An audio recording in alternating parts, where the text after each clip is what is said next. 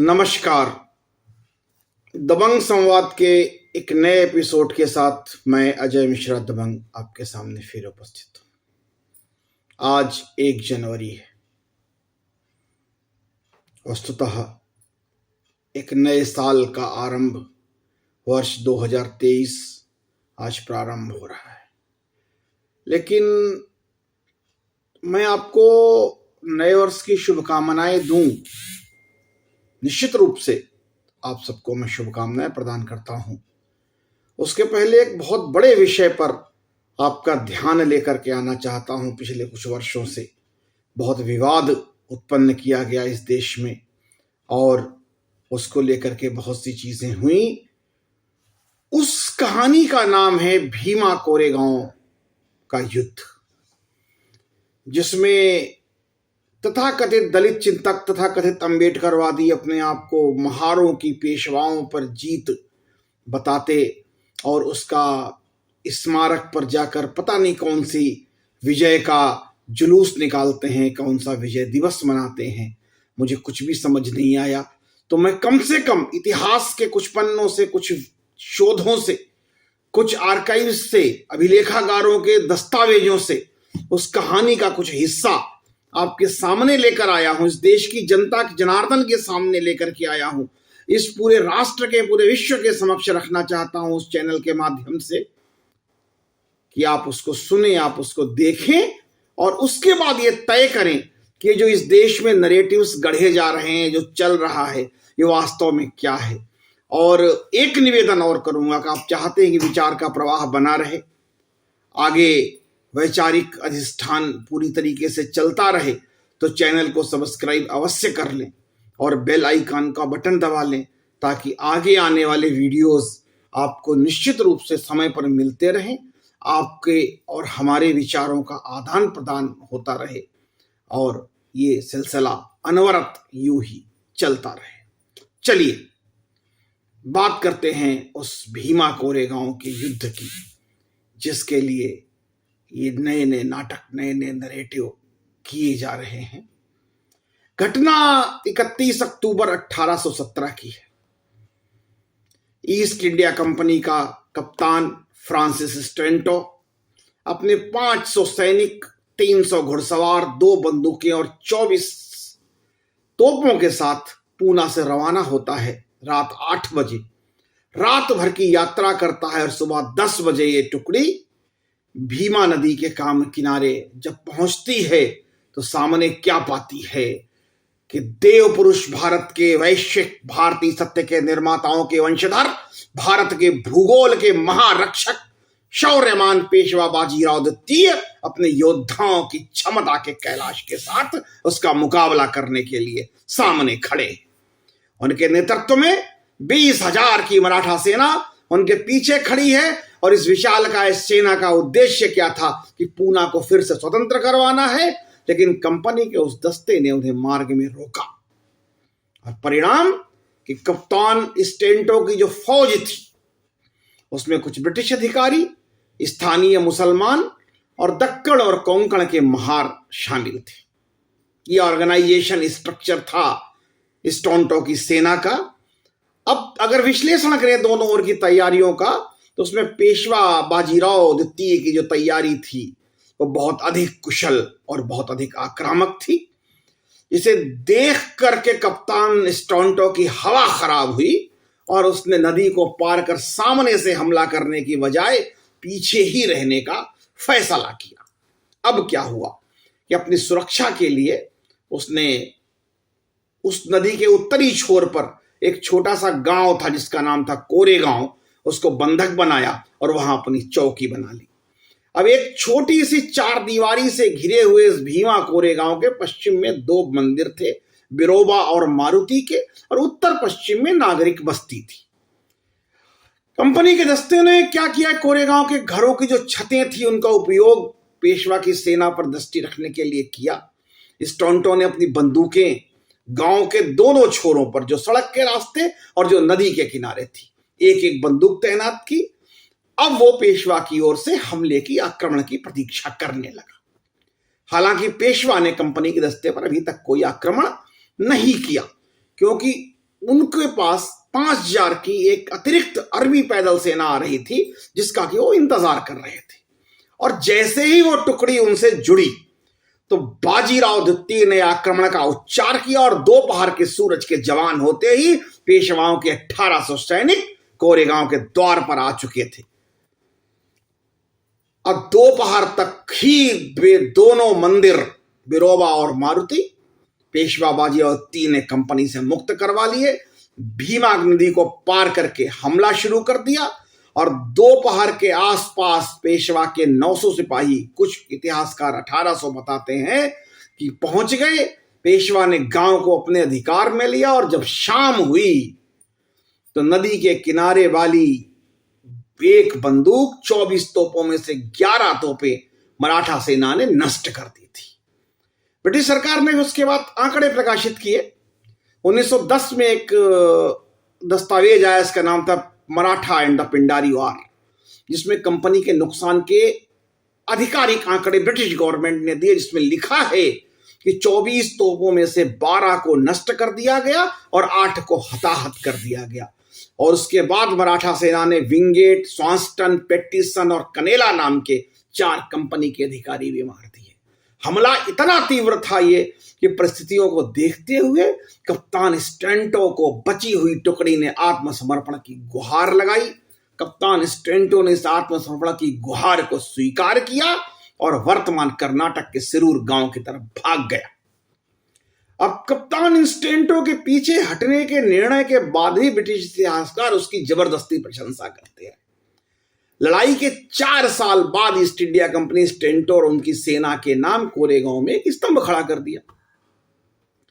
अब उसके कुछ सालों बाद क्या किया कि 25 जून 1825 को कप्तान फ्रांसिस स्टेंटो मर गया, उसे समुद्र में दफना दिया गया। अब ईस्ट इंडिया कंपनी और मराठा सेना के कुछ ऐसे तथ्य हैं जिनका तथ्यात्मक विश्लेषण बहुत जरूरी है। अब पहली बात, मराठाओं की, महारों की और मराठाओं की कोई व्यक्तिगत शत्रुता नहीं थी।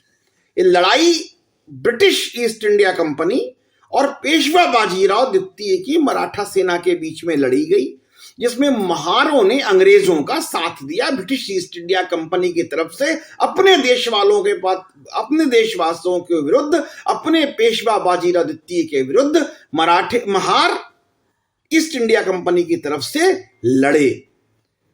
अब इनका पूरा इतिहास पुराना क्या रहा है कि ये पहले भी फ्रांस के भारतीय अभियानों में अपनी सैन्य सहायता दे चुके थे। मतलब हमेशा ये विदेशी हमलावरों के साथ अपने देशवासियों के विरुद्ध कुछ लालच के आधार पर युद्ध करने का इतिहास रहा है महारों का, जिसका कारण महारा लोग ये बताते हैं कि पेशवाई ब्राह्मण हमसे जातिगत भेदभाव करते थे, लेकिन ये बिल्कुल सरासर झूठ है। अलेक्जेंडर रॉबर्टसन अपनी पुस्तक द महारा फॉक में क्या लिखता है कि महारा सामाजिक रूप से एक प्रतिष्ठित जाति थी जो कि पेशवा की सेना में बड़े बड़े पदों पर नियुक्त होती थी और पेशवाओं से इनाम में धन, भूमि आदि पाते थे। ये मैं नहीं कह रहा, ये अंग्रेज अलेक्जेंडर ने लिखा है, रॉबर्टसन ने अपनी पुस्तक में, आप जाकर के वहां से देख सकते हैं। समाज में अन्य जातियों में किसी प्रकार की समस्या होने पर महारा ही उनकी समस्या का निपटारा किया करते थे। महारा जाति के अपनी जाति के छोटी जाति मंग के साथ अछूतों जैसा व्यवहार करते थे। यहां तक कि महार जो थे वो मंग जाति को विवाह आदि में घोड़ी आदि पर चढ़ने नहीं देते थे, उनको घोड़ी पर चढ़ने की मनाही करते थे। ये रॉबर्टसन लिखता है अपनी किताब में महारों के बारे में कि महार मंग के साथ कैसा व्यवहार करते थे। लेकिन अब भीमा कोरेगांव के युद्ध के बाद क्या हुआ? भीमा कोरेगांव के युद्ध के बाद मराठा सेना के विरुद्ध ब्रिटिशों का साथ देने के पश्चात महारों को पूरे संपूर्ण समाज से बहिष्कृत होना पड़ा। महारों को दूध वाले ने दूध देना बंद कर दिया, सब्जी वाले ने सब्जी देना बंद कर दिया। लगभग पूरा समाज, जो सर्विस प्रोवाइडर्स थे, वो इनसे किसी प्रकार का व्यवहार नहीं रखते। क्यों?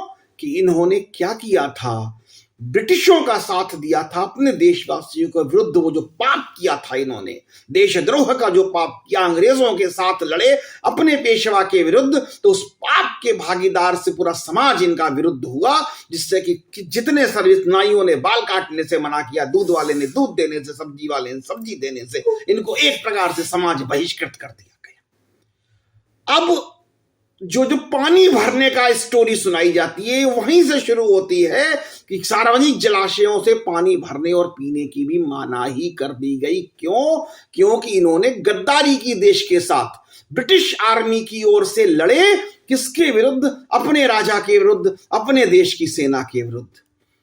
एम ए नईम ने गोवा में एक दस्तावेज संकलित किया जिसका नाम है the external relationship of Bijapur kingdom.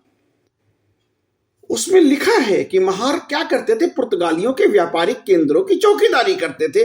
बाद में शिवाजी महाराज ने पुर्तगालियों के व्यापारिक केंद्रों पर कब्जा कर लिया तो महार स्वतः ही उनकी सेना में नियुक्त होने लगे और पुर्तगालियों के लिए शिवाजी महाराज की मुखबिरी किया करते थे। आदिल शाह मराठों की जासूसी करवाने के लिए महारों को अच्छा उपाय मानता था। इतिहास क्या कह रहा है इनके बारे में देख लीजिए। जो महार जाति का इतिहास है, एम ए नईम का ये डॉक्यूमेंट है जिसका नाम है the external relationship of Bijapur kingdom. इसमें लिखा हुआ है कि महार क्या करते थे? आदिल शाह मराठों के विरुद्ध जासूसी करवाता था इनसे, पुर्तगाली छत्रपति शिवाजी के विरुद्ध इनसे जासूसी करवाते थे और ये काम करते थे।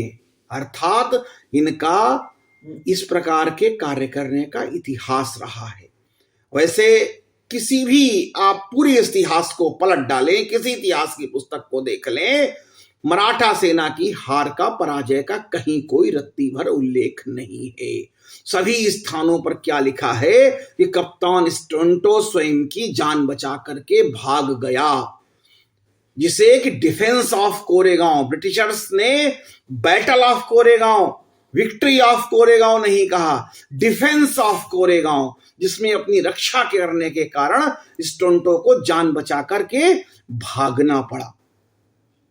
बाद के वर्षों में इस एक तरफा टकराव को भीमा कोरेगांव का नाम दिया और ईस्ट इंडिया कंपनी की शान में जबरदस्ती परिवर्तित कर दिया गया। और इस झूठ को स्थापित किसने किया? ब्रिटिश इतिहासकारों में, जिसमें रोपर लेथब्रिज ने लिखी हिस्ट्री ऑफ इंडिया 1879 में, जीयू पोप ने लिखी लॉन्गमैन्स स्कूल हिस्ट्री ऑफ इंडिया 1892 में, आर एम बेथाम द्वारा लिखित मराठा एंड देखानी मुसलमान्स 1908 और जोसिया कॉन्डर ने लिखी The Modern Traveller 1918, C N Kincaid ने लिखी हिस्ट्री ऑफ मराठा पीपल 1925 और Richard Temple Shivaji and the Rise of Marathas 1953। मैं ये रेफरेंसेस, इस संदर्भ इसलिए दे रहा हूं ताकि अगर आपको कहीं पुष्टि करनी है तो इन संदर्भों पर आप जाएं और पुष्टि करें। इस घटनाक्रम की पुष्टि आप कर सकते हैं। इन सभी पुस्तकों में एक जैसा, बिना किसी परिवर्तन के ब्रिटिश इतिहास लिखा हुआ है कि पेशवा ने कोरेगांव में ज्यादा देर तक रुका। अब शाम को युद्ध समाप्त हो चुका था, 9 बजे भाग चुका था स्टोरंटो कर्नाटक की तरफ, लेकिन जनरल स्मिथ पीछे से सहायता लेकर, उसको मालूम था कि स्मिथ सहायता लेकर आ रहा है, लेकिन फिर भी स्टोरंटो नहीं रुका। इतना भयभीत, इतना सावधानहीन कर दिया था उसको हमारे परम पूजनीय पेशवा बाजीराव द्वितीय ने, और पूरा युद्ध समाप्त कर वो अगले दिन सुबह पेशवा की सेना भीमा कोरेगांव से वापस गई। तो जब स्मिथ वहां पहुंचा, लेकिन तब तक उसे ना वहां मराठे मिले और ना वहां कंपनी की टुकड़ी मिली।